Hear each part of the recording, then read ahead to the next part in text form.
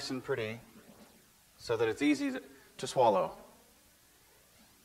Is that what you'd like? Don't we all?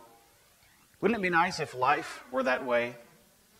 If everything was neat and tidy, just where it should be, so that we could tackle all of life's problems in small little steps, little by little, when we're ready, when we have the strength. Wouldn't that be great? But unfortunately, life is not like that, is it? Boy, it throws at you some challenges just when you least expect them, just what you least expect. So here we have two such challenges thrown Jesus' way, just crossed over the lake, just settled in, was teaching the crowd, and when all of a sudden here comes Jairus, the leader of the synagogue, to say that his daughter is dead. And then on the way to see Jairus' daughter, the woman in the crowd touches Jesus' cloak, and that interruption. Now, I've heard preachers make, I think, too much about the interruption. That this woman came along and pressed in on Jesus, and if she hadn't have done that, then he might have gotten there in time. But that doesn't work, because it doesn't matter when he got there. He still raised the daughter from the dead. He would have healed her, raised her. That seems to have been the plan. So that's taking us too far afield. No, what I'd rather focus on is one little verse and then the big picture together. And that little verse is verse 40. And they laughed at him. And they laughed at him. And the big picture is what I call the sitcom effect. The sitcom effect. Is what happens in a sitcom? Well, I've already described it to you somewhat, and that is, life is wrapped up in a neat little bow. The sitcom includes typically 20 minutes of programming. Even though it's half an hour, you have 10 minutes of commercials. You realize 2/3 of it is actual television programming. And then, and it's pretty much been that ratio. People say, oh, back in the 40s and 50s, that wasn't the case. Oh, yeah. Shows might have been a couple of minutes longer, but not much. No, they just stuck all the advertisements together, and they were little mini novellas about soap. Hence, soap operas and things like that, little stories in between. No. 20 minutes of programming, and it starts with a problem. Okay, there's an introduction, the characters come in, and very quickly in the first segment we learn what the problem is. Jimmy can't get a date for the prom. Oh no, what are we going to do? And by the way, Dad nearly lost his job at work. And the boss is coming over, and the wife has to fix dinner for the boss.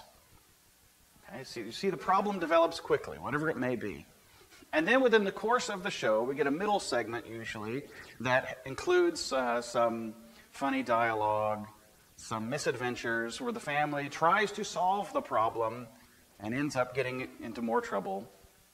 But really not that much trouble, just enough to be entertaining. And then finally, by the end of the show, the problem has been neatly resolved. Even if it means publicly ridiculing one of the characters, even if it means everybody laughing together at someone's misfortune, as is often the case in more contemporary sitcoms, still the problem is resolved. Jimmy gets a date for the prom, the boss enjoys the dinner, whatever it happens to be, the problem is resolved. That sitcom effect, whether you watch sitcoms or not, has made it into our world. In the sense that the expectation is there that life's problems will be met, will be conquered, and will be wrapped up in a fair amount of time. Now, we know that's not the case. We know. But knowing does not change our expectations. The expectations we bring, as we talked about last week, what do you expect of Jesus? What does Jesus expect of us? Our expectations of what life will bring and what life will be like, what that other person we meet is going to be like, what our new job is going to be like. Our expectations begin, and then as we enter into a relationship with that person or we start that new job, we discover that our expectations were either right or wrong or somewhere in between. So how then does that expectation that life gets wrapped up in a neat little bow work?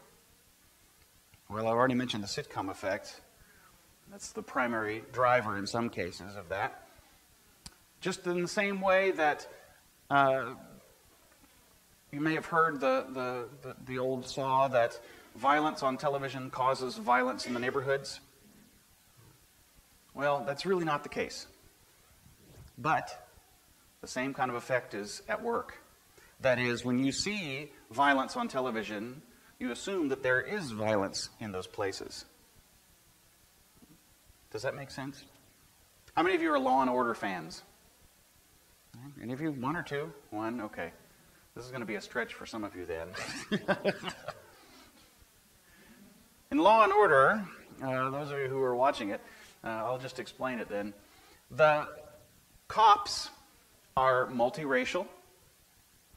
They're from different socioeconomic levels, but they have certain values.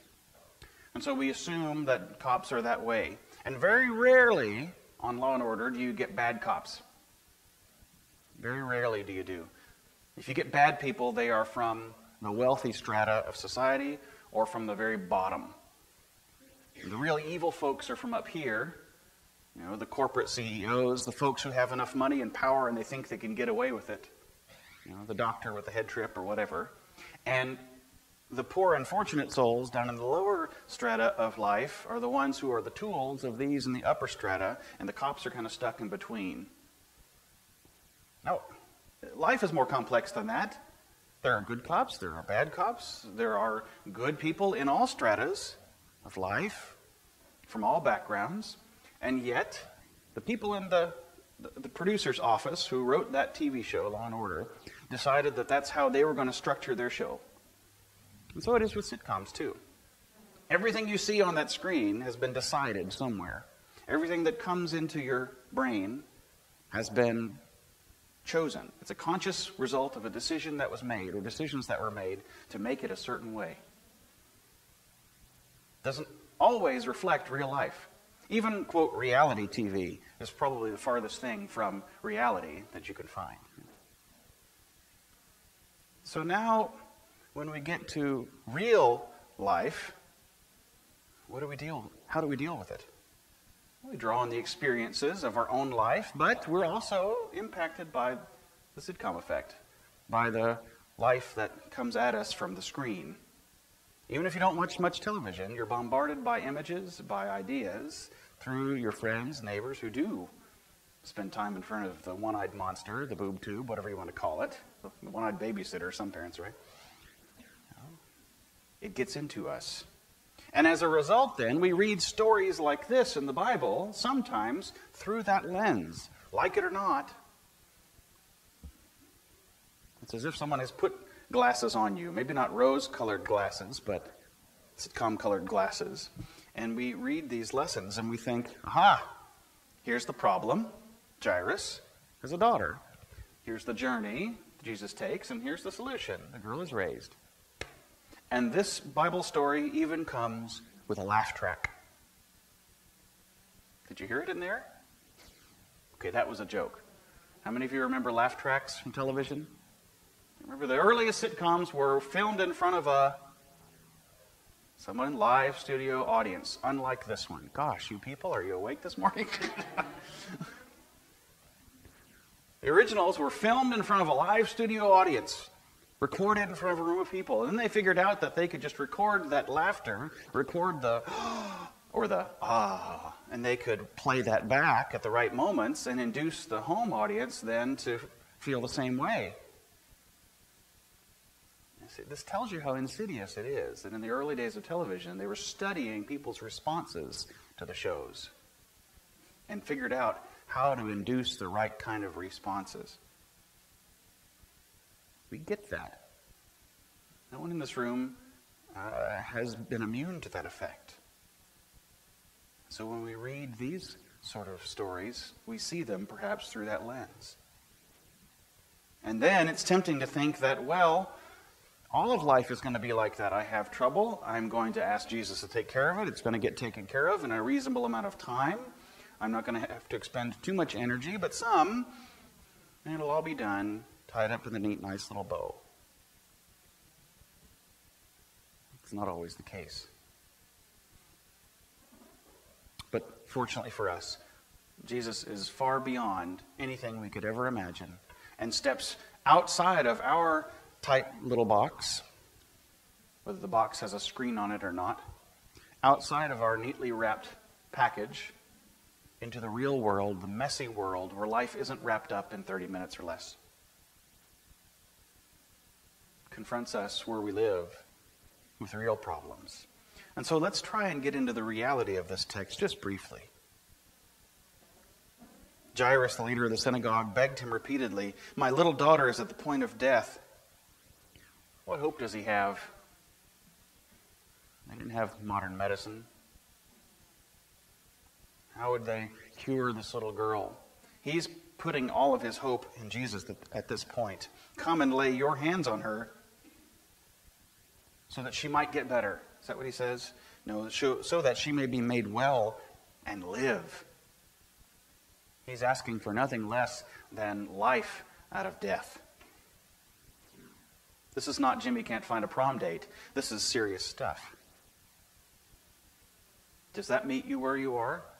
Have you ever experienced a child who's been sick to the point of death? Been at that point where you thought, bring someone to lay hands on him or her to bring them back to life? So Jairus goes with Jesus, and a large crowd followed him. That seems to be a theme in Mark, big crowds. Now there was a woman who'd been suffering from hemorrhages for 12 years. Here's the next real life scenario. 12 years of hemorrhages. She'd endured much under many physicians and had spent all that she had. I would make a healthcare plan comment here, but I won't. You can fill in the gap however you'd like.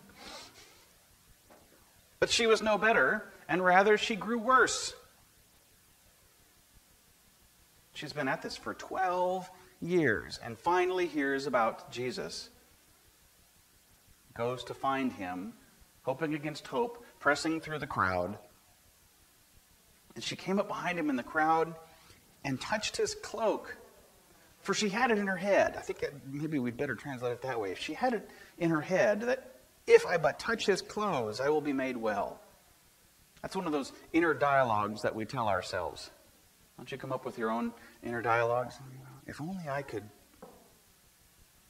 If only I had a. It takes a special place in life where you're at the bottom of a barrel or in a low spot to be able to write those kind of scripts. If only I could just get a... And then I'd be able to... Now you can fill in those blanks however you'd like to. If I but touch his clothes, I'll be made well. See the depth of her despair? Immediately, after having touched his clothes, her hemorrhage stopped. And she felt in her body that she was healed of her disease.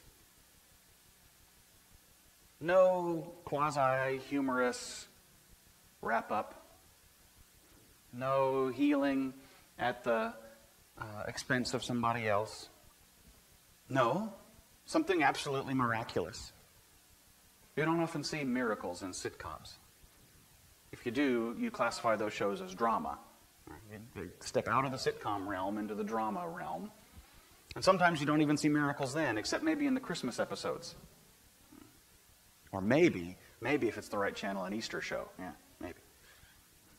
No. Again, this steps outside of our worldview. Something miraculous happens to a real problem, to a real person. Immediately her hemorrhage stopped. She felt in her body that she was healed of her disease. And just as miraculously, immediately aware that power had gone forth from him, Jesus turned about in the crowd and said, "Who touched my clothes?" What are Jesus' clothes? Somehow magical, powerful? Well, we've hung on to that supposed shroud of Turin for years. I can't say whether it really was his burial shroud or not. I think there are people who have proven that it isn't. But then, of course, there are always folks who will believe that it is. As Luther said, if we were to assemble all of the relics we'd have enough bones to recreate the army of Israel several times over, and enough wood to rebuild a cathedral from all of the fractions and bits of the cross of Christ. No. We like to think of holy objects and special things, but here in this woman's despair, she imagined that even if she would touch his cloak, that she'd be made well. And you know something? She was right. She was absolutely right. Jesus was aware that somehow the power had gone forth from him. He turned and said, "Who touched my clothes?" His disciples said to him, "You see the crowd, how can you tell?" But the woman, knowing what had happened, obviously seeing that Jesus is looking, steps forward, confesses to the whole thing, obviously afraid of what Jesus might say. But he said to her, "Daughter, your faith has made you well. Go in peace and be healed of your disease." That's a lesson for us, and maybe a sermon for another time. Don't be too quick to dismiss what may seem like misguided beliefs of others. Oh, holy water, whatever. We don't believe in that stuff, but somebody does. And their faith may have a great step forward because of that belief. Oh, she doesn't have to touch his clothes. She needs to meet him, give her life to him, make him her personal Lord and Savior, and then she'll get healed, right? And that's not what happened here. She just touched his cloak and got well. It doesn't fit our box. It doesn't fit our theological box. It doesn't fit our ecclesiological box. It doesn't work in our discipleship box. How does that... It's outside of our box. It's not wrapped up neatly and tied with a bow. It's messy and all over the place, and it's real. And now we get to the laugh track. While he was still speaking, someone came from the leader's house and said, "Your daughter is dead. Why trouble the teacher any further?" But overhearing what they said, Jesus said to the leader, "Don't fear, only believe." If you take nothing else from this message, go chew on that verse all week long. Don't fear, only believe. He allowed no one to follow him except Peter, James, and John, the brother of James. And when they came to the house, he saw a commotion, people weeping and wailing loudly.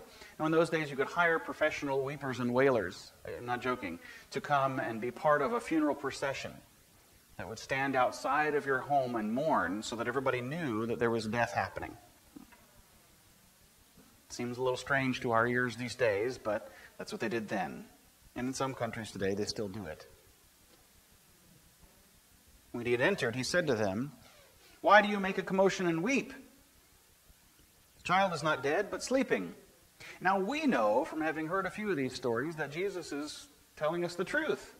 There's nothing strange about what Jesus says. It's Jesus. He can do these kind of miraculous things. Why should we think any differently?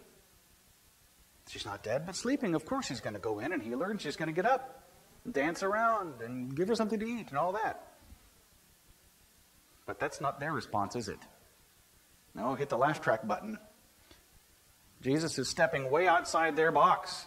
Jesus is proposing an idea that goes beyond what their expectations are. And so what do? They laugh. Now, when else can you think of a person in biblical history, upon hearing the miraculous news of God, deciding to laugh? Anyone? Think Old Testament. Think way back.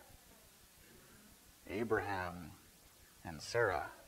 The Lord said to Abraham, who was 100 years old, "Your wife Sarah is going to have a child." And Sarah was over in the other room of the tent, and upon hearing this, she laughed. Really? Why do we laugh when we hear extraordinary news? No, there's no way that's going to happen. Get real. Get real. Oh, this is as real as it comes, folks. Even get real. Jesus is the real thing. I've seen a Coca-Cola shirt. You know, red, white lettering, the Coca-Cola script. And it said Christ, the real thing.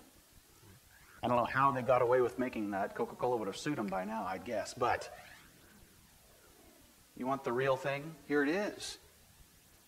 It's so outside of our box, though, that sometimes we laugh. Sometimes we laugh because we're nervous. Sometimes we're really afraid. We're fearful. That might be what's going on too. Some of these people may have heard of this Jesus, and now here he is, and they're not quite sure what to make of him, and they do a little nervous chuckle. I don't know. I think in this case, they're just absolutely floored that Jesus is going to do what he said he's going to do.